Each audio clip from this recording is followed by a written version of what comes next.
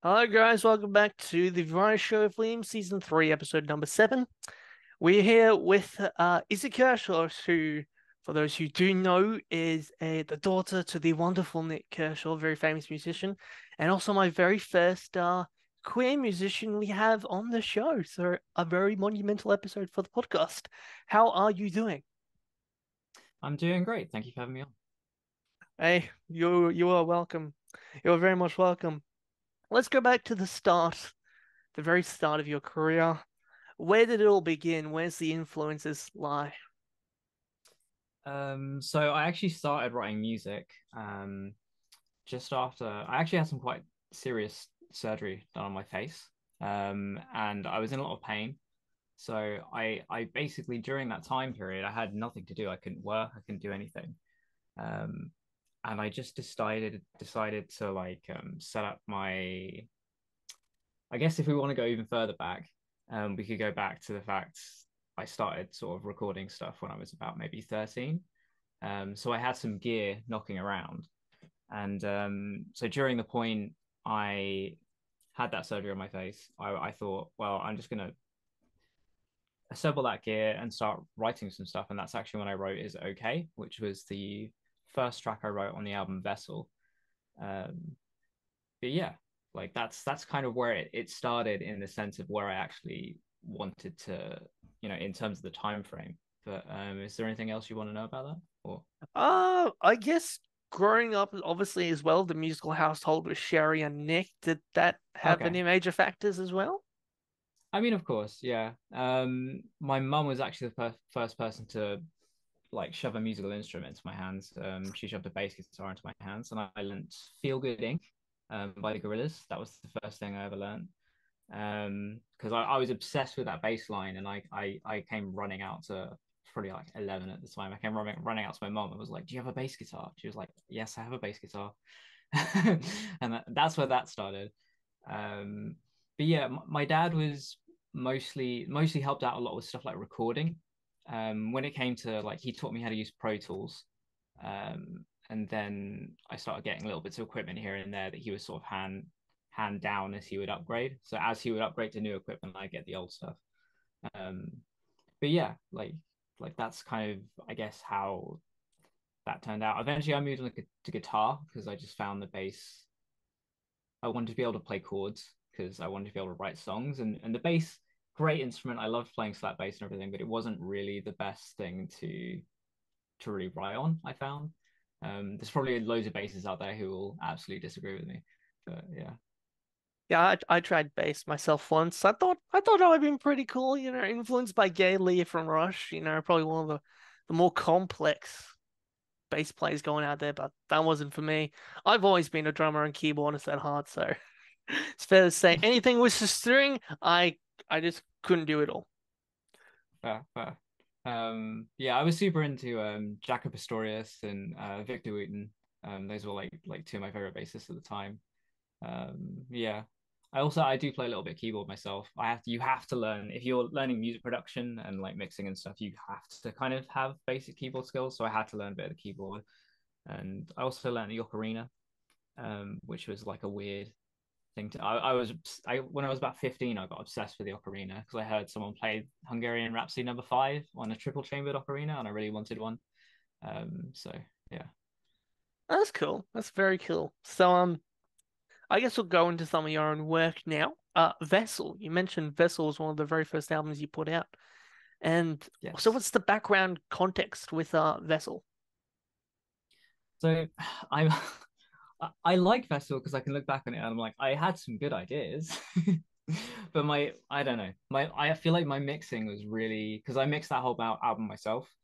Um, and it was the first time I ever tried to like, because before that I was just making it like electronic music. Like I have hundreds of random electronic tracks just sticking around on hard drives that I just messed around with. Um, none of which are released and none of which I will ever release.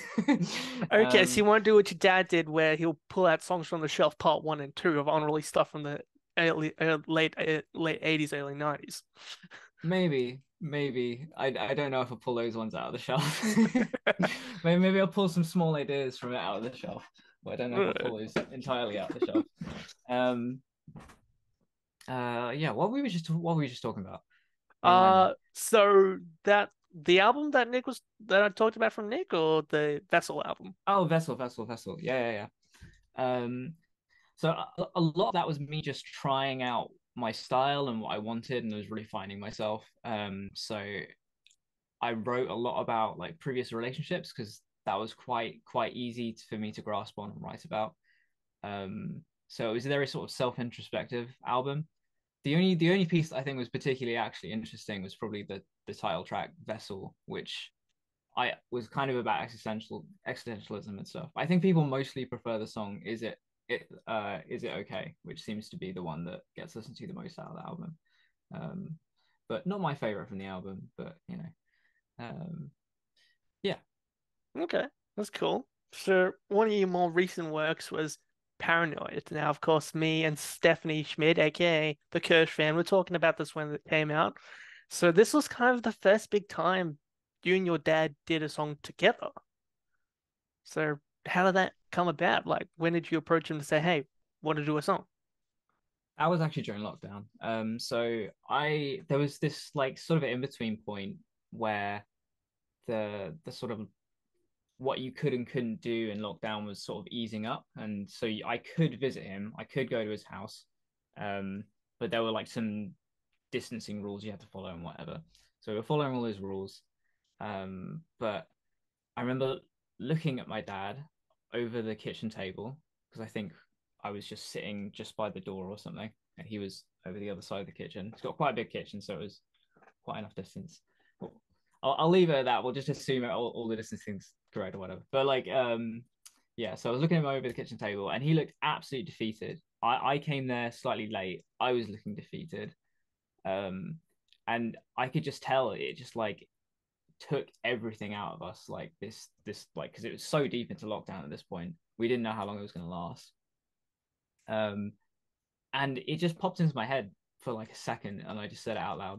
I was just like, why don't we just write a song together? So if that moment didn't happen, that the paranoid wouldn't have happened. I don't think. But yeah, yeah, and I already had some like chords knocking about, and I already had some ideas knocking about for that. He said to me that he wanted it to be um like mainly from like he wanted me to do the main section of the work basically. Initially he wanted me to just write the whole thing, and I said no, because if we're going to do a song together, I'd like to have a bit of you in it, like you can rather than just you singing in it. But so yeah, he ended up writing a little bit in the middle eighth, and I ended up writing the rest of it. But yeah, that's how Okay. it basically came together. Um, in terms of what it's about, it's kind of about a university experience for me, but for Dad, it's about something else. It's vague in terms of vague terms because like he took the vague terms of it and applied it to his own life, which is like overcoming adversity, and he took that from his life of overcoming adversity and applied it in his section, which kind of makes it all mesh and blend together, even though they're kind of about two opposite experiences. Okay. Nice. The Power of God and Anime. So this is an interesting one, going a bit more back, or kind of the in between there.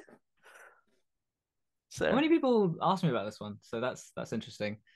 Um, so this is a funny one because I wanted to, yeah, I really wanted to make a track that. Do you know who Adam Neely is? I believe I do. I think I might have talked about it Adam with Neely. Stephanie somewhere. Yeah.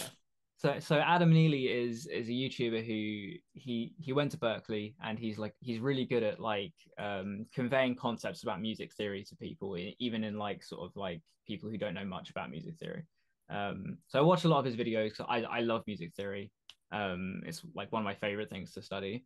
Um, but yeah, I was watching one of his videos, and he basically came across this idea of like taking his voice and or like taking a sample. It wasn't his voice specifically. He was taking a sample, and he was changing it and splicing it up to such a degree that it just no longer sounded like the sample at all. So what I was trying to do is I was initially just doing that as like an experiment. There was no idea that I was even going to create a piece of music at all. It was just sort of like a play session. And so I found a bit of text online talking about atoms, I spoke into the microphone. I took that, I messed with it, I shoved it through vocal synths, I shoved it through distortion pedals, you name it, whatever, until it just this garbled mess of sound, and then I spliced it up to create like a rhythm, and then I put a tuner on it to kind of push it in the right direction, so it had sort of a sense of like tune. Because if you notice later on in the section, there's like a which is I was also trying to create that kind of tune in the thing initially beforehand. It's vague, but when the voice comes in, you really recognize that's what it's doing. But yeah, that was just initially what I was trying to do, and then from that point onwards, I was like, well, this is really cool. I want to write a song like from this. What do I want to do? And I was suffering a lot from like video game addiction at the time, which not ideal, but a lot of people with ADHD have it. Been there. I've So been there. yeah, yeah, totally. Um, so yeah, I kind of wanted to write almost a little bit about that, a little bit of sort of like millennial existentialism and stuff, and kind of like wrap that together and like nostalgia and wanting to go back. Because like when I heard this noise, it was like almost something coming out of like a like when you're blowing the like SCART Oh, thing on the your put cartridge, it if in, it doesn't yeah, work. blow in the cartridge, putting it back in the console, turn it on, it's busted, it makes some ridiculous stupid like sound where like the they actually had synthesizers inside the consoles, which is really cool. So when I sometimes when know. they'd bust, they'd make ridiculously weird sounds. It's So like, it kind of like the sound I was making reminded me of that, and then I was just like, okay, well this kind of took a direction of where it was going to go, and then I also added that little clip, like that Vine clip, from have you seen it, the Vine clip where he's got the like the broom yes, yes, yes, appearing? yes. Yeah, yeah, Yes. yeah, yeah. I had the power of God and anime on my side or whatever, which is obviously where the title of the track came from. Um, but yeah, I added that at the beginning because it was like nostalgia, but not too far back nostalgia. But it was like enough that like I think maybe a younger generation could recognize the concept of nostalgia from that idea, I guess. Um, but yeah, also I just find it hilariously funny, and I just wanted to put it in a track. I don't know if there was necessarily too much reasoning for it. I'm trying to justify it now, but like it's just one of the funniest lines. But yeah, I No, miss it though. I like that. The eerily high pitched voice sound of game console absolutely taking a shit. I love it. Yeah, So one of your newest songs as of Discog's reading says the tiger's preaching. What is the yeah. meaning of the tiger's preaching? So that one, it's kind of about that one's more serious, I guess. It's about, have you ever had something where you feel like you really wronged someone, and then you come to that person and you apologize to them, and it turns out they weren't even holding it against you, but you've been holding it against yourself. Oh yeah. So yeah, yeah. So like I had this thing that happened where I was holding this thing against myself for like years, and I finally came past this, like I finally came forward to this person, to talk to them about it, and they were just fine about it. Like it was like they didn't even hold a grudge. There was no, so I just wanted to write about that experience, as well as there was some other stuff going on around that, um, that I also wanted to write about. And when I talked to Sadie Nencini, because I really wanted to do this track with someone else, because I thought I wanted to almost feel like a dialogue, where it was like one person was talking to another. They kind of made it more feel like it was about a relationship, like two people singing to each other in terms of relationship, which is not quite how I wanted it to go, but it still really worked. And I really loved what they did with the track. Um, but yeah, I basically asked them if they had a similar experience from the other side, and they did, where someone had come to them with that feeling, and they had been like, "Well, I don't even hold this against you. Why have you held this against yourself?" sort of thing, and how they would respond to that. And luckily, they had that experience. So yeah, that's basically what the track is about lyrically. So yeah. Okay, cool, cool, cool. I love your current profile on Instagram is taken from one of your music videos. I believe it's Bread and Wine and Lust. It's you as a vampire. That's really cool. You've got it in time for Halloween, and it's always just gonna be there. Yeah. That music video is like we kept having to like, because we haven't finished it, we kept having to like go and re-record stuff, and we didn't get enough footage, and like was kind of meant to be released last Halloween. So we're kind of working on it at the moment to try and make sure it's released for at least hopefully this one. But yeah, one thing that will be released this month is I do actually have a new single coming out on the 25th, which is called Brain Ooh. Fog. Yes. Okay, So exciting. so hopefully Brain Fog gets I mean Brain Fog would definitely get released. I know that for a fact. It's already been sent out to my publishers. But hopefully the music video gets released as well. I'm crossing my fingers for it. But Finally, a long overdue C. yeah. I'll have to see if I can actually get that sent to my radio station 94.7, the Pulse of Brain Fog as well. I'd probably like to play that on my Wednesday show. You're absolutely welcome to. Yeah. Excellent. Now, of course, as I said before, I do have my Nik Kershaw stuff. Now, have you listened to any of his stuff before? Obviously, growing up in the household, was there any I time at have, yeah. all you have Yeah. listened to? Favorite album? Yeah. I had a favorite album. It's probably actually got more of a more recent one. I say more recent, but it's not that recent. You've Got to Laugh. Oh, you got It's to probably love my from favorite album of his. 2001. Yeah. Yeah. My one, Although I'm I gonna did listen go to a lot of To Be Frank, Works from '89. The Works. I don't think I've listened to that the whole way through, but I've definitely listened to songs from it. Yeah, I think because he mainstays Cowboys and Indians a lot on his current tour, and I'm just really happy that, Works is getting a playthrough. And Nice, nice. it's just Yeah, such that's an been going really well apparently. yeah, it's been great, and obviously he's been invited back to New Zealand as well. So I'm like, where's Australia? You do New Zealand, not the better half of Down Under. You need to come back to Australia. It's been 40 years since he last did Australia. That was like around Human Racing turned 40, around then. So yes. So obviously, what's life been like? As a person who probably would like to know, what's life like being a transgender musician like? Honestly, it hasn't affected me as much as you would expect it to. One thing it does affect me is that I guess I've had a lot of interviews where this subject. Sorry, I don't mean to I be no, like a yeah. no, it's all I'm not right. saying that as a bad thing. I'm fine with the subject coming up, but I I'm had the trying not only to, I'm trying not to be difference. offensive because I know it's a bit of a touchy No, no, subject these days. yeah. No, you're not being offensive at all. I definitely want to clarify that. The only difference it has made is this subject does come up a little bit more in interviews. Um, and I think I have been misgendered live on air once, which was a bit Yikes. not great. Yeah, but I still I feel weirdly gaslit about it because I don't know if it actually happened because when they re-released the I don't know if anyone heard it on the radio and can actually tell me, but like when they re-released it online, it didn't happen, and I was like, did they cut that out? Like I don't really like I don't know if I misremember it or like whatever, but like yeah, I guess I haven't experienced too much sort of transphobia in terms of like from the music scene. Um, Everywhere else in my life, absolutely.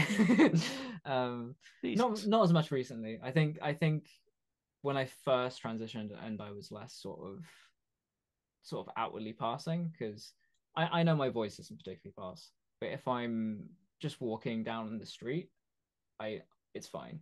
Um, in terms of like physical appearance, I'm not Yeah. like getting shouted at or anything. Um, but yeah, early transition it wasn't too great. I actually fell out with a friend group who I found out was transphobic after I transitioned, and that was in university, which was super not ideal. Like to make friends with this group of people that you think you love and respect, and then you come out and they're like, actually, we don't like you anymore. um, but yeah, so I get there have been some rough points from it, but like ultimately transitioning was the best thing for me because my gender dysphoria is much better, and obviously I've gained new friends who are now accepting, and I have like a new sort of chosen family or whatever. So yeah, Nice. I guess it's fun, the ability to find that true authentic self and being happy with it at the end of the day. yeah, absolutely. Talked about You Gotta Laugh, so what is it about maybe that album over maybe his more popular stuff that you enjoy?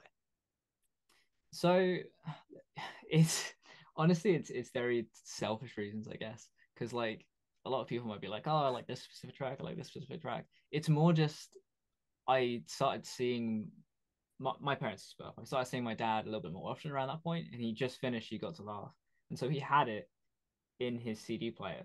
So I'd listen to that in his car. Um, so I have like fond memories about it, I guess. But there are definitely some tracks on there that I really like. There's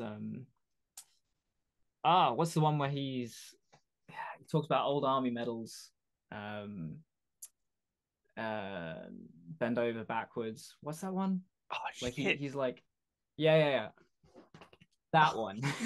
Yes, that one. The um, one yeah, that's that one. Um, but I actually know who that's about, and I'm not allowed to say. So I can't okay. tell you who that's about, but I know exactly who that's about because that's not a very nice piece of music Of towards someone.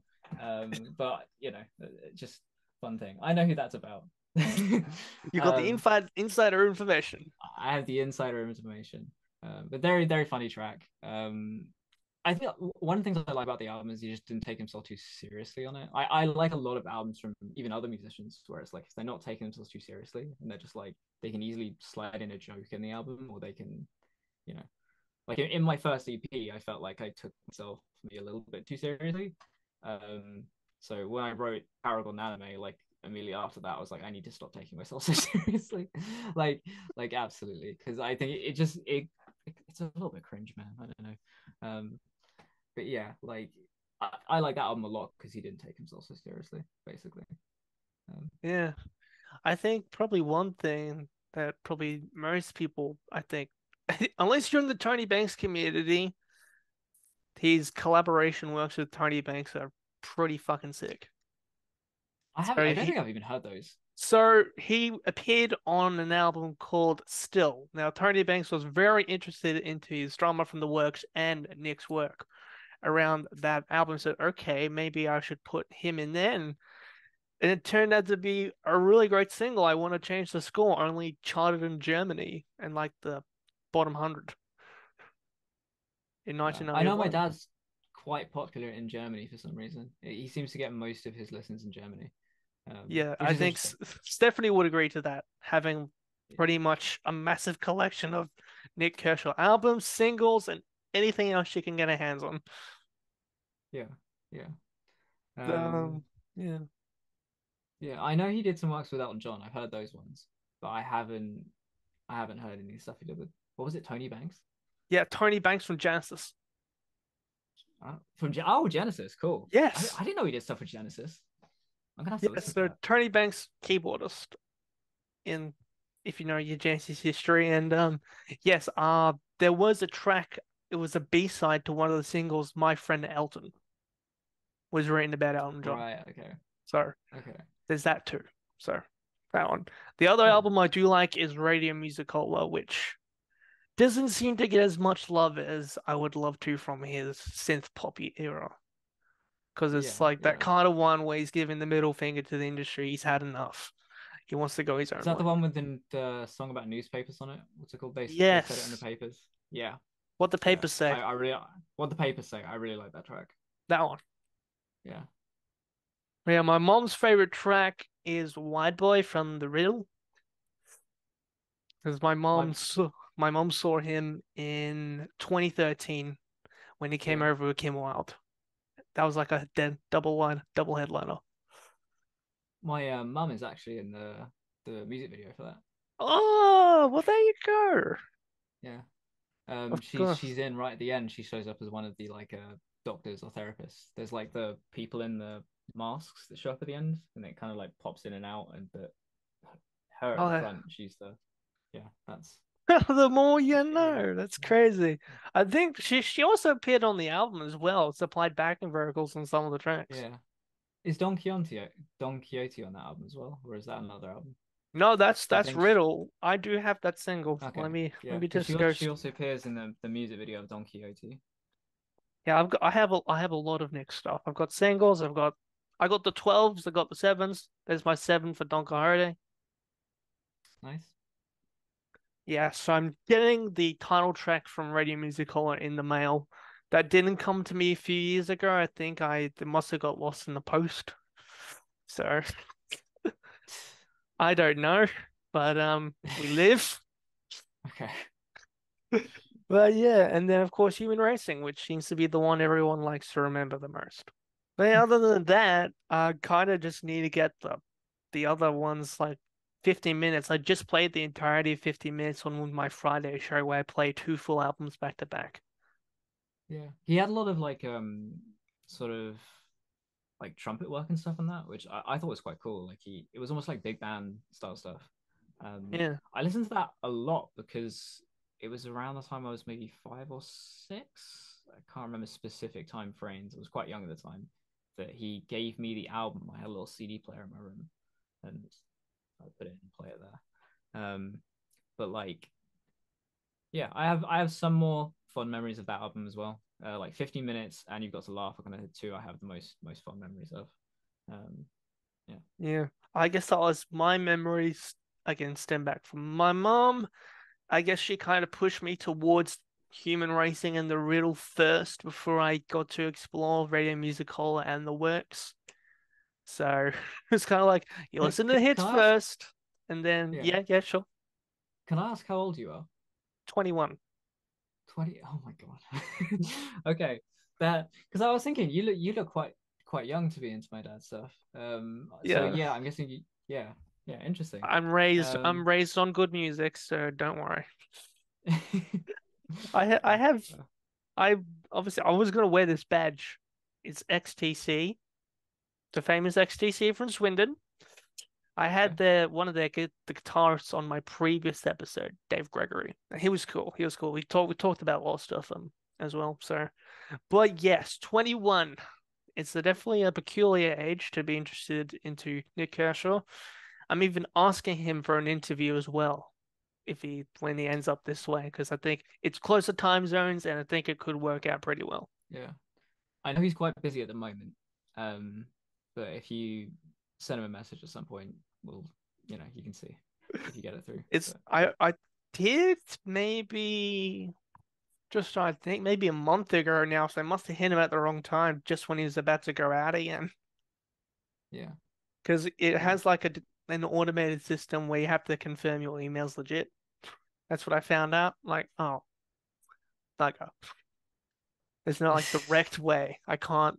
Yeah, yeah. but who Oh, fair knows? enough. Who knows? I could get Who very knows? lucky. I mean, if the Professor of Rock can do it, why can't I? Sure. But yeah, that's pretty much all I got to say. Like, thank you for persisting. Hey, No worries.